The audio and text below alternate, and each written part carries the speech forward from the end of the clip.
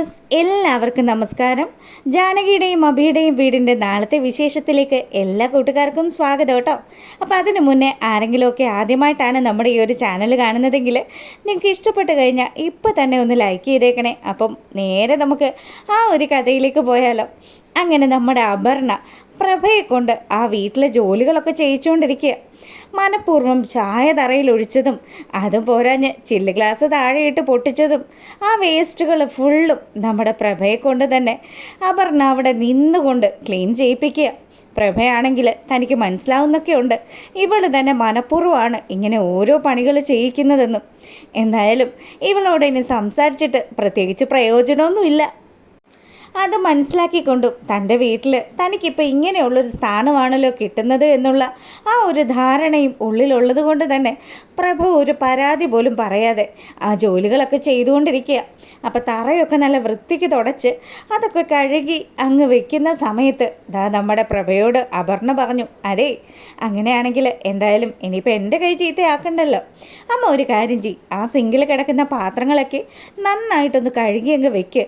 മനസ്സിലായി മോളെ, ഈ പാത്രങ്ങൾ വരെ ഞാൻ തന്നെ കഴുകണമെന്ന് നിനക്ക് വാശിയുണ്ടല്ലേ? എനിക്ക് മനസ്സിലായി. ഇതിനു മുന്നേ അമ്മ ഇവിടുന്ന് പറഞ്ഞയച്ചു, അതിനുശേഷം ഇപ്പം എന്നെയും. ഞാനും നിനക്കൊക്കെ കറിവേപ്പിലയായിട്ട് മാറുമല്ലേ എന്നുള്ള രീതിയിലൊക്കെ പ്രഭ അങ്ങോട്ട് സംസാരിക്കാൻ തുടങ്ങിയതും അപർണ അവളുടെ തനി സ്വഭാവം പുറത്തെടുത്തു. അതെ, നിങ്ങൾക്ക് നിങ്ങളുടെ വീട്ടുകാർ എന്ത് വിലയാണ് നൽകുന്നതെന്നുള്ളത് ഇപ്പോൾ നിങ്ങളുടെ ഈ വീട്ടിലെ ജീവിതം കൊണ്ട് തന്നെ നിങ്ങൾക്ക് മനസ്സിലാക്കാമല്ലോ.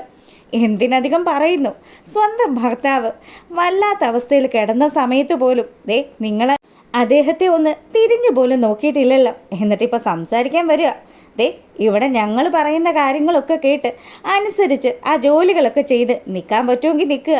അല്ലാത്ത പക്ഷം അമ്മയുടെ അടവൊക്കെ കൊണ്ട് എൻ്റെ അടുത്തേക്ക് വന്നു കഴിഞ്ഞാൽ ഈ അപർണ തമ്പി ആരാണെന്ന് നിങ്ങൾ മനസ്സിലാക്കുമെന്ന് പറഞ്ഞു. അത് കേട്ടതും ശരിക്കും പ്രഭയ്ക്ക് നല്ല സങ്കടം വന്നു. എന്നാലും പ്രഭ പറഞ്ഞു, അറിയാടി, നീ നിൻ്റെ അച്ഛനും ഒക്കെ ചേർന്നുള്ള കളിയാ ഇതെന്ന്. എൻ്റെ മക്കളെ പൊട്ടന്മാരാക്കിക്കൊണ്ട് നീയൊക്കെ കളിച്ചു കൂട്ടുന്ന കളി എനിക്കറിയാം. എൻ്റെ അമ്മയെ നീ മനഃപൂർവ്വം കൊണ്ടുപോയി വൃദ്ധസദനത്തിലാക്കിയതല്ലേ?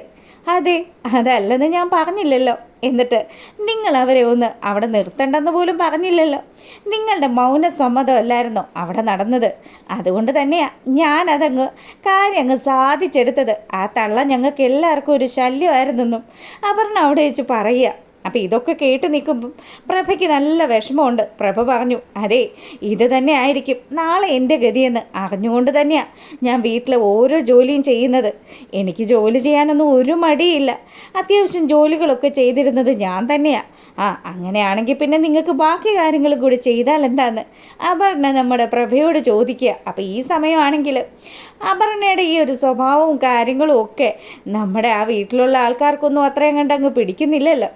അങ്ങനെ അവിടെ നമ്മുടെ ജാനകി എത്തുക. അടുക്കളയിൽ നിന്ന് ഈ പണിയൊക്കെ ചെയ്യുന്ന അമ്മയെ കാണുന്ന സമയത്ത് ജാനകി അമ്മയുടെ അടുത്തേക്ക് ഓടി വന്നു. എന്താ അമ്മ ഇത്? അമ്മ എന്തിനാ ഈ ജോലിയൊക്കെ ചെയ്യുന്നത്?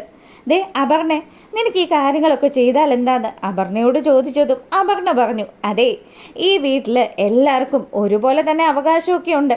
അതുകൊണ്ട് അമ്മയ്ക്ക് അമ്മയുടേതായിട്ടുള്ള കാര്യങ്ങളൊക്കെ ചെയ്യാനായിട്ടൊക്കെ പറ്റുമല്ലോ. അമ്മ അല്ലാതെ എന്ത് ജോലിയാണ് ചെയ്യുന്നത്? അതുകൊണ്ട് അമ്മ കഴിച്ച പാത്രങ്ങളൊക്കെ അമ്മ തന്നെ കഴുകി വെക്കുന്നതിൽ എന്താ തെറ്റ്? നീ എന്തൊക്കെ ഈ പറയുന്നതെന്ന് ചോദിച്ച് ജാനകിയാണെങ്കിലോ അവളെ തടയാൻ ശ്രമിക്കുന്നുണ്ട്. എന്നാലും നമ്മുടെ പ്രഭ പറഞ്ഞു, അതെ ഇതിൻ്റെ പേരിൽ ഇനി ആരും ഒരു പ്രശ്നം ഉണ്ടാക്കണ്ട. ഞാൻ ചെയ്യേണ്ടുന്ന ജോലികളൊക്കെ ഞാൻ തന്നെ ചെയ്തോളാം. അല്ലെങ്കിലും ഇടയ്ക്കൊക്കെ ഞാൻ ആരാണ് എന്നുള്ള കാര്യം ഇതുപോലെ ഓർക്കുന്നത് നല്ലതാണല്ലോ.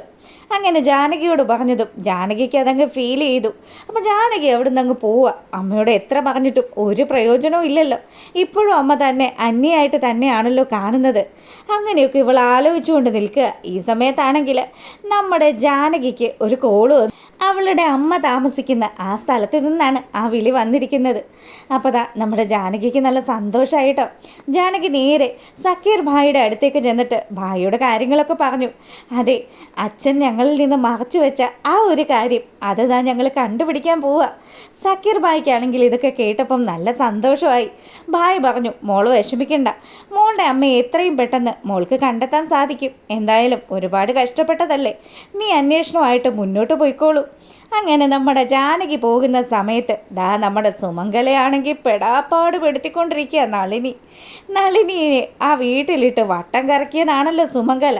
അതുകൊണ്ട് തന്നെ അത്യാവശ്യം നല്ല രീതിയിൽ തന്നെ ആ അമ്മയെ ആ വൃദ്ധസദനത്തിലിട്ട് കഷ്ടപ്പെടുത്താനുള്ള കാര്യങ്ങൾ നളിനിയും അവിടുത്തെ വാർഡനും കൂടി ചെയ്യുമ്പം സുമംഗല ഓരോ കാര്യങ്ങളും ആലോചിക്കുക. താൻ ജാനകിയോടും അഭിയോടും ഒക്കെ ചെയ്തിരുന്ന ഓരോ ദുഷ്ടതരങ്ങളും ആ വീട്ടിൽ എത്രമാത്രം കുത്തിത്തിരിപ്പുണ്ടാക്കിയ ആളാണ് താൻ. അതിൻ്റെയൊക്കെ ആ ഒരു ശിക്ഷയായിരിക്കും താനിപ്പോൾ അനുഭവിക്കുന്നതെന്നൊക്കെ പുള്ളിക്കാരി ഇങ്ങനെ മനസ്സിലാലോചിക്കുമ്പം നമ്മുടെ ജാനകിത അവളുടെ അമ്മയിലേക്കുള്ള ആ ഒരു ദൂരം, ആ ഒരു യാത്ര അതങ്ങ് തുടർന്നുകൊണ്ടിരിക്കുകയാണ്. എന്തായാലും നമ്മുടെ ജാനകിക്കരികിലേക്ക് അവളുടെ അമ്മ എത്തും എന്നുള്ള ആ ഒരു വിശ്വാസത്തോടു കൂടി ഇന്നത്തെ വീഡിയോ അവസാനിപ്പിക്കുകയാണ്. അപ്പോൾ ഇഷ്ടമായിട്ടുണ്ടെങ്കിൽ ഒന്ന് ലൈക്ക് ചെയ്തേക്കുക. എല്ലാവർക്കും നല്ലൊരു രാത്രി ആശംസിച്ചുകൊണ്ട് ഇന്നത്തെ വീഡിയോ വൈൻഡപ്പ് ചെയ്യാണ്. അപ്പോൾ ഓക്കെ, ഗുഡ് നൈറ്റ്.